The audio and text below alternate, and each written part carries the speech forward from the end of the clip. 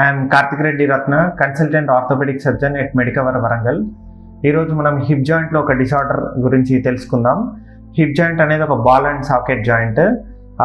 Femoral head cup ఏమో ball and సాకెట్లో cup ball రెండు ఉంటాయి. కప్ని అస్టాప్లం అంటాం మనము, బాల్ని ఫిమరల్ హెడ్ అంటాం, ఫిమరల్ హెడ్ని బాల్ అంటాం. అవి రెండు కలిస్తే బాల్ అండ్ సాకెట్ జాయింట్ అంటాం. ఆ ఫిమరల్ హెడ్ యొక్క బ్లడ్ సప్లై తగ్గడాన్ని మనం avascular necrosis of femoral head అంటాం. అంటే ఆ ఫిమరల్ హెడ్కి రక్త ప్రసరణ తక్కువ అవడం వల్ల ఫిమరల్ హెడ్ నెక్రోసిస్ అంటే చనిపోవడం వల్ల దాని షేప్ అవుట్ అవుతుంది. అంటే స్పెరికల్గా ఉండాల్సిన ఫిమరల్ హెడ్ ఇర్రెగ్యులర్గా అవుతుంది. దానివల్ల ఫ్రిక్షన్ అంటే ఎక్కువ రఫ్ సర్ఫేస్ వల్ల ఆ హిప్ జాయింట్ అనేది త్వరగా అరుగుతుంది అనమాట. So avascular necrosis leading to osteoarthritis of hip joint అంటాం మనం.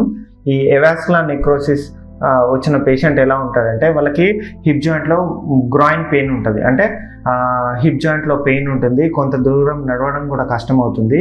అడ్వాన్స్ స్టేజెస్లో హిప్ జాయింట్లో మూమెంట్స్ కూడా రిస్ట్రిక్ట్ అవుతాయి, కొంత దూరం నడవడం కూడా ఇబ్బంది అవుతుంది అనమాట.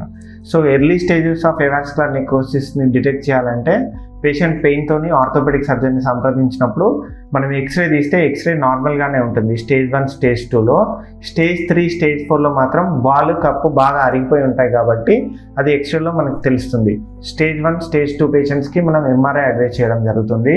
స్టేజ్ 3 స్టేజ్ 4 పేషెంట్కి మనం హిప్ రీప్లేస్మెంట్ చేయాల్సి వస్తుంది. It's a very successful operation. Stage 1 stage 2 పేషెంట్కి పేషెంట్ ఒక సివియారిటీని బట్టి మనం ట్రీట్మెంట్ అడ్వైజ్ చేయడం జరుగుతుంది. సో ఏవాస్కులర్ నెక్రోసిస్ యూజువల్గా ఎవరికి వస్తుందంటే యూజువల్గా alcohol, daily consumption of alcohol ఉన్న వాళ్ళకి, పోస్ట్ కోవిడ్ ఎవరికైతే లంగ్లో చాలా ఇన్ఫ్లమేషన్ ఉండి ఆ ఇన్ఫ్లమేషన్ తగ్గడం కోసం ఎవరికైతే ఐవి స్టిరాయిడ్స్ పెట్టారో వాళ్ళకి పోస్ట్ కోవిడ్ సీక్వెల్ అంటాం.